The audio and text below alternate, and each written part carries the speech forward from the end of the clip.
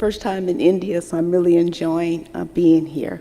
So I'd like to talk today. I am part of the ERA Center at the Augusta University, but Copta asked me to speak about fetal hemoglobin induction because no one else was speaking on the topic. So I'm going to talk with you to introduce a concept of combination drug therapy where we look at phemoglobin inducers and all the new agents that are being developed for sickle cell disease, whether we could come up with some way to develop combination therapy for sickle cell disease.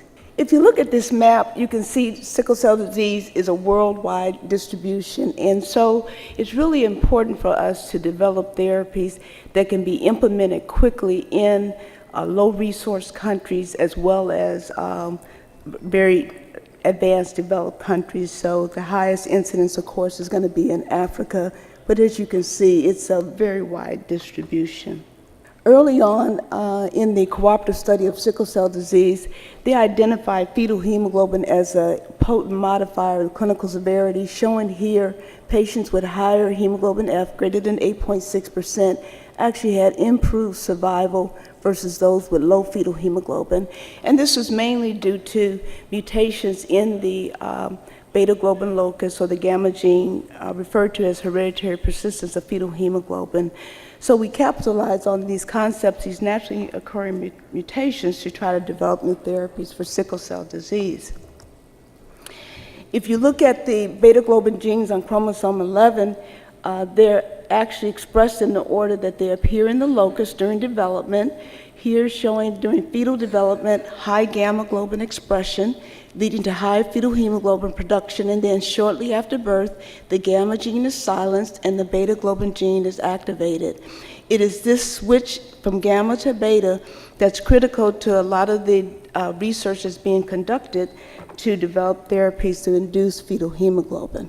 I'm surprised no one has shown this slide, maybe yesterday, but the basic mutation in sickle cell disease, 65% will be the A-to-T mutation in the 6 codon of beta globin producing hemoglobin S. And if you're homozygous for this mutation, it's a homozygous sickle cell anemia, which produces hemoglobin polymerization. And this is just showing you schematically the A-to-T mutation, which leads to the substitution of valine for glutamic acid and the classic sickle cell formation. Why did we see polymerization and why is fetal hemoglobin so potent? Well, this is the nice work that was done early on in the late 70s, showing the abnormal interaction between valine and phenylalanine to give you the sickle polymer. And here is shown if you increase the different types of hemoglobin, including fetal and hemoglobin A, you can actually improve the solubility of sickle hemoglobin.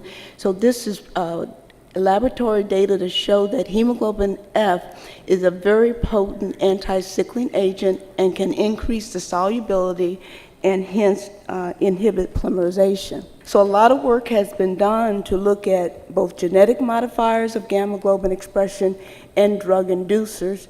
Early on, Canada gene studies were done. Quantitative trait loci identified some very critical genes involved in inherited fetal hemoglobin levels. GWAS studies, and then more recently, microRNA studies are being conducted.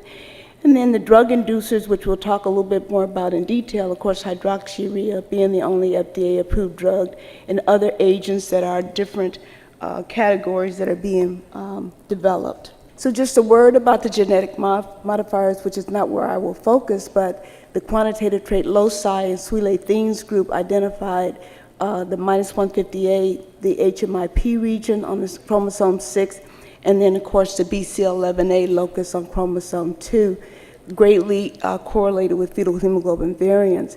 And then this work was later confirmed in genome-wide association studies, establishing BCL11A as a major repressor of gamma globin expression. And this is summarizing just some of the beautiful laboratory work that has been done looking at the mechanism of BCL11A, which is activated by KLF1, and BCL11A actually binds in the beta globin locus between gamma and beta globin, recruits these repressor complexes that then go on to silence the gamma globin gene, along with other repressors like GATA1 and FOG. So this has been a major moving the field forward, looking at transcription factors that repress gamma globin, and more recently, in the first intron of BCL11A, erythroid enhancer has been identified as being targeted for gene therapy in ways we might actually block the action of BCL11A only in erythroid cells to activate fetal hemoglobin expression. Now, if you look at the drug induction, this is the area that we've worked at for many years, and many other labs as well, looking at different agents that might be potent fetal hemoglobin inducers, which actually might be used in combination with some of the other exciting agents that are being developed for downstream effects. Hydroxyurea, which is a cyclic GMP activator, NO donor, is the only FDA-approved drug. We worked early on with Susan Perrine on dimethylbutyrate, which is a short-chain fatty acid derivative. A clinical trial was completed. It's effective in thalassemia, but it did not induce fetal globin in sickle cell. Other drugs, thalidomide derivative, pomalidomide, was not as effective. Voronostat, histone deacetylase inhibitors, which have been tested, and preliminary is that they're looking like they're not as effective in humans either. And then we have some phase 1 trials that are ongoing. Decitabine, which is being developed in an oral formulation with tetrahydrouridine. We know decitabine is a potent inducer given IV, but whether we can have an oral formulation will be exciting if this drug can be developed. And then Vivian Sheehan is here at the meeting. She'll talk about the metformin trial, a new exciting potential drug as a FOXO3 inhibitor. And then I'll tell you a little bit about the preclinical work that I'm doing in collaboration with Susan Perrine to develop these two agents as fetal globin inducers. This work was published in 2015 in PLOS One, where I worked in collaboration with Susan Perrine. We did a high-throughput drug screen using a GFP reporter system with the gamma promoter and HS2, and screened close to 25,000 agents, and there were certain agents that actually came out that induced GFP in primary erythroid cells, and benzeramide was one, and along with MS-275, which is a HDAC inhibitor. So these were indicative they may be fetal globin inducers. We then did work more specifically with benzeramide, other agents as well, but just to focus on this agent, because we've taken it the furthest. It's an amino acid decarboxylase inhibitor, actually being used for Parkinson's disease in Europe for many, many years, so it's already being used in humans. And it was a potent inducer of fetal hemoglobin, shown here by Western blot, versus the control. Then studies were also conducted in baboons, the anemic baboon shown here on the left, showing the induction of anemia first, and then after the anemia, the mice were treated with the baboons were treated with benzeramide, and shown here the increase in gamma globin expression in the top graph, increase in the F reticulocytes in the middle graph, and then also an increase in total hemoglobin, so it actually has some erythropoietic effect.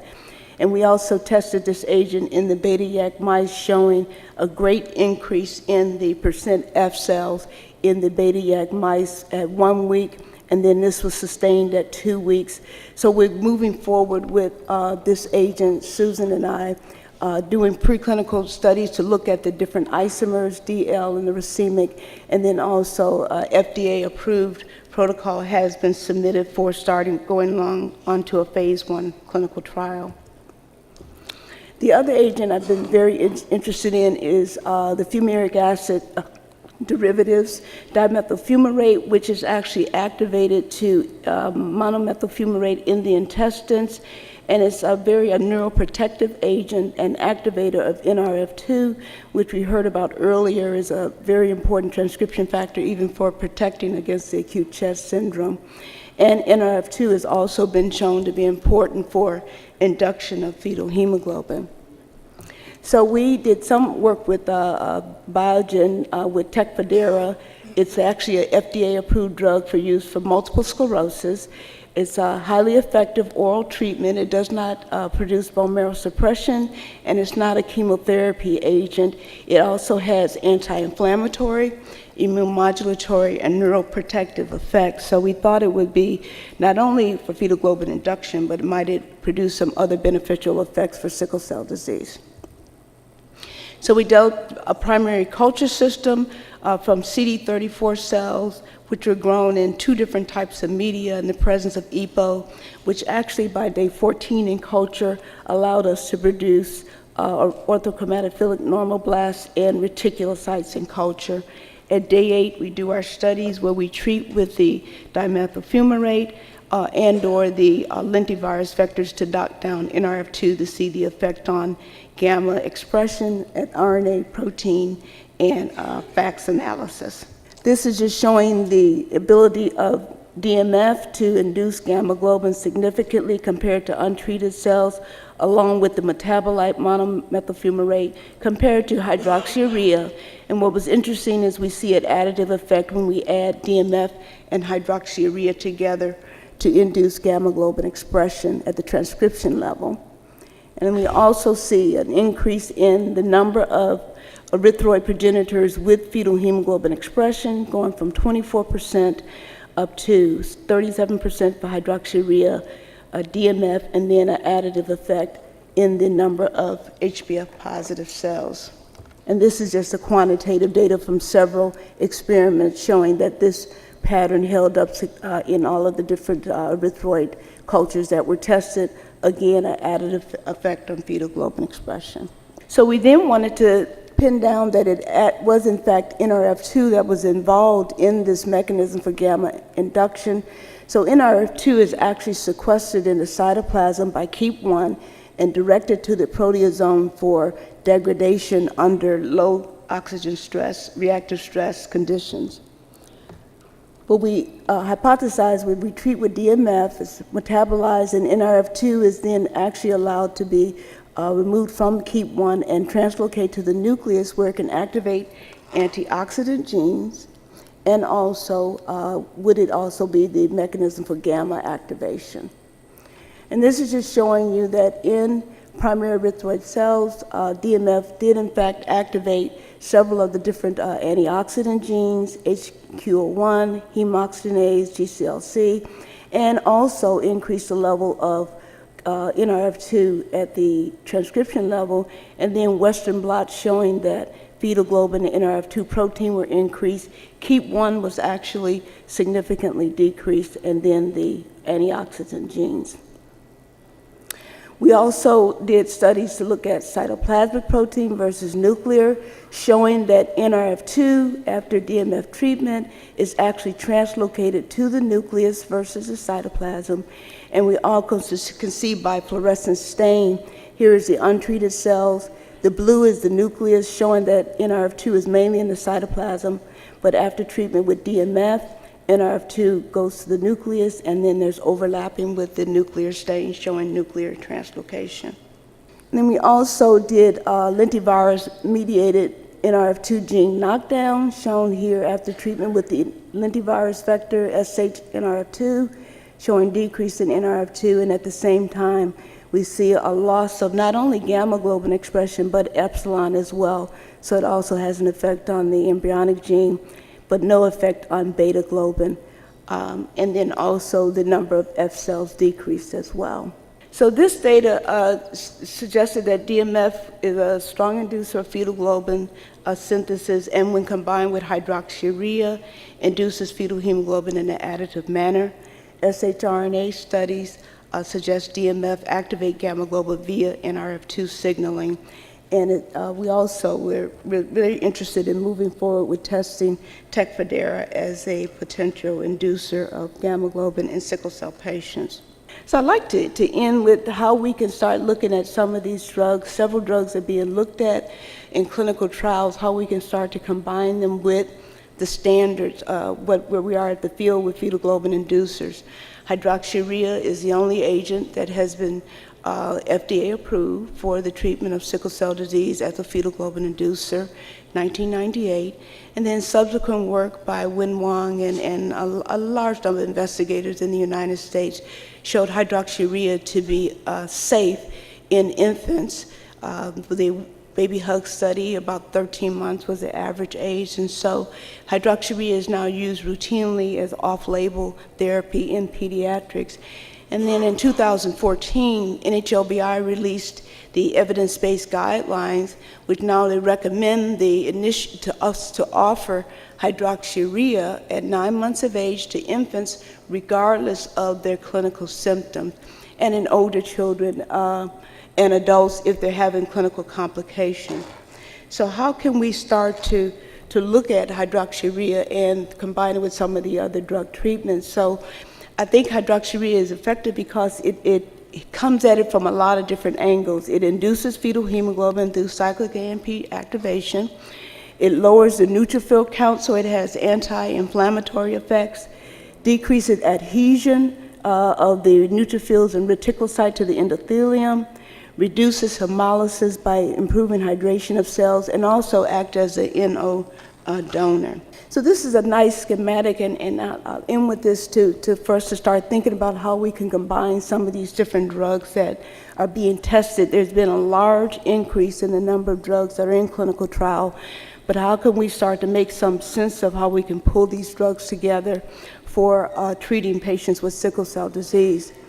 This was published actually in 2010. I like it because it kind of summarizes the different manifestations of sickle cell disease. You get polymerization as the primary process that occurs early on, which leads to sickle formation, vaso-occlusion over time, infarction in the different tissues.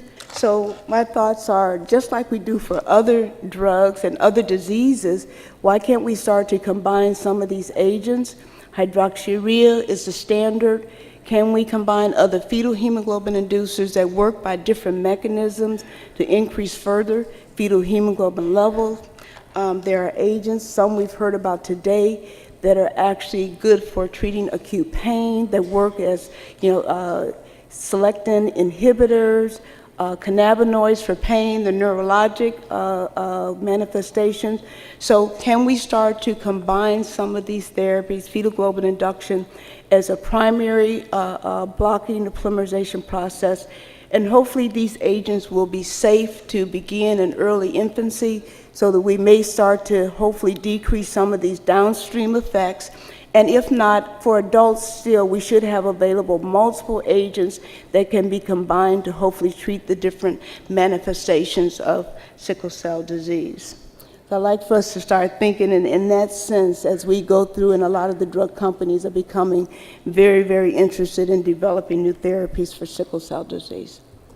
So I'd like to just stop by acknowledging my collaborators, Susan Perrine, who I've worked with for many, many years, Dr. Peterson, we've done high throughput drug screen together, and the ERA leader at Augusta University and my laboratory. Thank you.